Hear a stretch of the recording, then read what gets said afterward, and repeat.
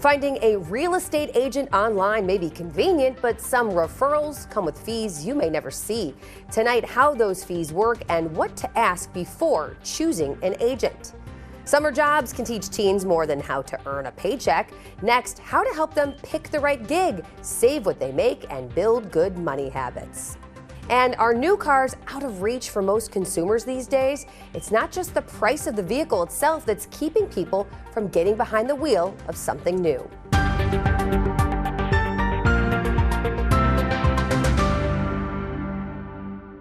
Welcome to the Watchdog, where we protect consumers, share warnings and alerts, and help you save money. I'm Jen Pachano.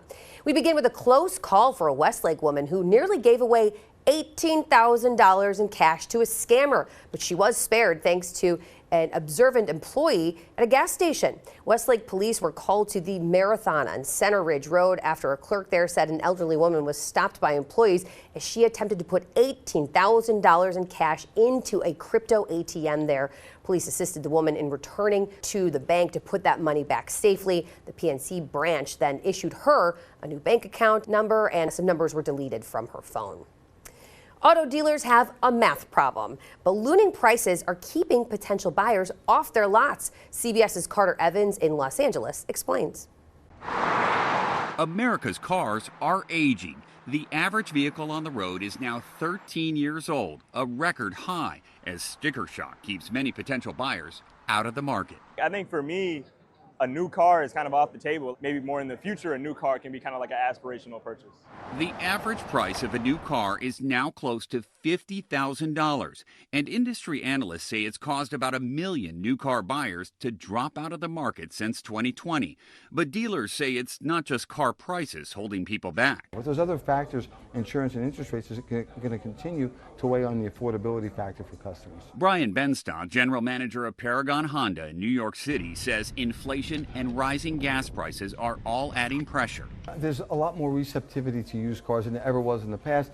But used car prices are also approaching record highs, averaging almost $32,000 for a 3-year-old vehicle. So dealers are coming up with creative financing. We have a number of former loaner cars that we offer on lease. Automakers are still showing strong profits despite lower sales. Why is that?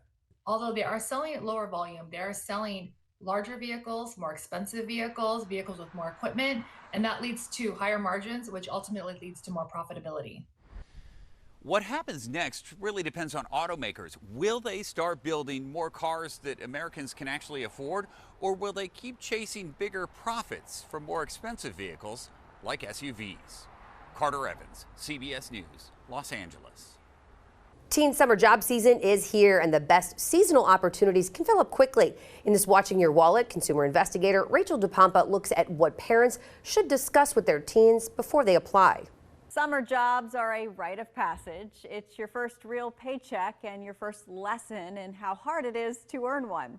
John Kiernan, the managing editor at the personal finance company Wallet Hub, says before your teens apply, they need to make a plan and know their goals. He says you don't necessarily just want to run out and get the first job that'll hire you. In some cases, maybe you just want to get as much spending money as possible, and so you kind of plan accordingly. But in other cases, maybe you want to do something that'll give you some career applicable skills that you can kind of build up, or things that you can transfer into your career. Maybe you want to go for an internship that doesn't really pay anything versus something that gives you some money. Kiernan says the other key is once that money starts coming in, have a place to put it. A bank account can help keep earnings from disappearing immediately. Another thing you can look into is to get a good starter credit card if you're 18, and if you're not 18, you can become an authorized user on a parent's account. This will help you make it convenient to spend the money that you earned, some of it, and it'll also help you build credit for the future. Kiernan says parents can also help instill lessons on how to save. Maybe you make a deal to match any money your kids save up over the summer. With this Watching Your Wallet, I'm Rachel DePompa. As rising prices continue to hit Americans at the grocery store, some produce businesses say tomatoes are among the hardest hit items. Now, shortages, tariffs, and higher transportation costs are all driving prices up, and small businesses are feeling the squeeze. Michaela Castillo reports from Phoenix. I've never seen it in 25 years in the history of the produce business. It's been a tough go-around for Tony Wacko, owner of local produce company Scottsdale Specialty. Wacko says this year has been extra difficult when it comes to prices. Just everything across the board has just gone up. You know, it's just, we got hit pretty hard this year in the produce business. Whether it's fruit or vegetables, Wacko says within the last year, the cost to import these products has been outrageous, especially the tomatoes. Tomatoes used to be $15 a case for Roma tomatoes. They're now $60 to $70 a case. Rounds, 4x5s, those used to be $20 a case. Now those are $90 a case. Wacko says a lot of his tomatoes come from Mexico and Florida. And this year, both those locations have been hit hard. What happened was there was a freeze down in Florida 2 months ago. And then the transition from winter crop to spring crop, that's what affected the shortage and the prices of tomatoes and everything jumping. The red fruit is facing a barrage of hits, including the rising price of diesel caused by energy shocks from the war in Iran and tariffs on imports from Mexico, now 17%. It's hard for, some of the small businesses we deal with. They can't raise their prices. If tomatoes are $80 and, tacos are $3 a taco, they cannot raise their pricing. In Phoenix, Michaela Castillo, CBS News. Buying or selling a home often starts with finding the right real estate agent. But a new consumer report is raising questions about some online referral services and the fees that agents may pay when they get a client through those platforms. In this Watching Your Wallet, consumer investigator Carice Jackman explains how those fees work, what one major company is saying in response, and what consumers may want to ask before choosing an agent. Many home buyers and sellers start their search for an agent with a referral. Sometimes that comes from a friend, relative, or coworker. Other times it may come through an online platform or matching service. But Stephen Brobeck, a senior fellow with the Consumer Policy Center, says consumers may not realize there may be a business arrangement behind some of those referrals. A new report from the Consumer Policy Center looks at real estate referral fees, which are fees an agent may pay to a website, matching service, or another broker for sending them a buyer or seller. Brobeck says those fees can take a large cut of the agent's commission. Eventually, the buyer will have to pay that 30 to 40% fee, which means that for certain, they will not be able to negotiate a commission that's lower than the 3%. That's the report's argument. The fee doesn't usually show up as a separate bill to the buyer, but Brobeck says it can still affect what consumers pay if it makes commissions harder to negotiate. We reached out to major referral fee services for comment. Zillow responded, saying in part that the report has little to no evidence for its claims. The company said the report is right to point to Zillow's emphasis on connecting potential homebuyers with high-performing agents and to the benefits these referrals can provide to agents. So what should consumers consider doing before choosing an agent? Brobeck says don't rely only on one platform or one referral. Compare options and ask questions. Much more effective is to do their own search, to look at local agents, talk to friends, relatives, business associates for referrals, and then do your own research, interviewing at least 2 or 3 agents before you make your selection. With this Watching Your Wallet, I'm Carice Jackman.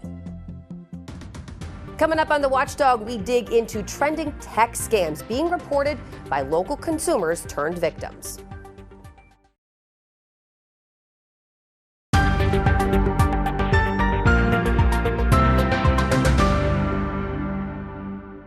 Welcome back to the Watchdog. I'm Jen Pachano. So right now we're going to dive into the Ask the Scam Squad portion of our show, and this is where we bring in a member of the Cuyahoga County Scam Squad. They are out to protect you. They're out to help you with reporting scams that are coming in to their office. So with us today is Pamela Anson from the Better Business Bureau of Cleveland. Pam, tell me about this Microsoft tech scam that was reported to the BBB. Yeah, this is a scam that's honestly old as time, I feel like, but we keep getting them in. This person got same song, different verse, if you will. Yes, it's an old song. Yes, this person got an email pretending to be from Microsoft BI. Okay. It had the Microsoft logo on the email. It looked very legitimate, and it was trying to get them to renew their subscription for Microsoft. So for $700, they could just renew if there was a problem. Click the link in the email or contact their customer support, and they had listed the customer number on there. Okay. So did this person pay that money? Luckily, this person did not, and they reported it to us. Oh, thank goodness. Which is Okay. great. But it just shows you that we've been hearing about this kind of scam for a long time, and people are still getting targeted by it. And what kind of, how would you categorize this kind of scam? Like a tech scam is kind of a broad brush to paint it with, but yeah, it is a tech. It's a tech support scam or tech support. Like I think that's more. I think that's more like will ring bells with people in terms of like you get a message or you get a phone call saying, "Hey, your computer's been locked or it's been hacked, and you need our help to access it or to something like that." That's kind of what's happened. Yeah, but this scam can also target businesses. Yeah, I get emails like this all the time saying that I have, something to be renewed. And when you're a busy business owner and you're maybe not in charge of all the bills, that you have an accountant or a bookkeeper to help you with it, you might not be paying attention and might click on a link to pay that. Yeah, and you could easily make a mistake like that. Yeah. Because how good are these, I mean, it's not exactly an imposter scam. It's still a tech support scam. But how good are these outreaches by scammers with this kind of thing? They can be so good. I mean, that's the point. Who doesn't know what Microsoft is? I mean, most people know that company. It's so famous, so you're more likely to pay attention to it. It's ingrained in our Yes. everyday lives. And it looks so real. It has the legitimate logo that Microsoft actually uses. It looks real, and it comes from an email that might not be Microsoft, but has Microsoft in the name and looks legitimate enough. Yeah. So it'll come through with your email saying, Microsoft billing. And it looks very real. Right. A lot of times urgency is used too. Oh, yes. And really making people feel desperate, like, wait, I need access to my computer. I need access to my whatever account it is. So how does urgency play into the playbook of these scammers with tech scams? Always. If you think you're going to lose access to a subscription or there's something big happening, urgency is a big red flag. Yeah. I always say, if someone wants your money today, they're going to want it tomorrow, and they should give you time to look into it. Right. And That's do your fair. research. Yeah, that's fair. So so this person did not fall for it, thank goodness. Correct, yes. Is this something you had seen trending in any way, or? We see this scam gets reported to us all the time. Yeah. This went across my desk last week, honestly, where there was something very similar, Norton, saying that I needed to renew our Norton. Yeah, that's a security, antivirus. right? Yes. Antivirus. Yep. Yeah, and again, you don't want to be vulnerable to viruses. Kind of ironic, right? If they, right? Very. Yes. So you don't want to be vulnerable. So you in a desperate moment or being a busy person, you might fall for that. Someone should always give you time to do your research. That's really important. So speaking of time, how much time does it really take to report? I mean, we all get solicited, targeted by scammers, let's say daily, probably at this point. What kind of time and investment should people really make to report these things, and how does it help? I think it helps us figure out what scams are out there. If there's any new trends, I think we were talking earlier that I've seen the BBB's been around for 100 years, and we've seen some of the same scams just in different varieties for over 100 years. Because they work. Because they work. And clearly they work if people are still here doing them. Yeah. So I think it takes 5 minutes, if that, to report a scam to us or to another agency, and it helps really see what's happening in our communities. We can talk with the media about it. We can report these scams to other, law enforcement agencies. It really helps us spread the words, and we don't know what we don't know. And unless you speak up. Unless you speak up. All right. Thank you so much, Pam. Thank you. Are you worried about having enough money for retirement? You're not alone. I'm Jill Schlesinger with a look at how confident we're feeling about the future and how well we're saving today.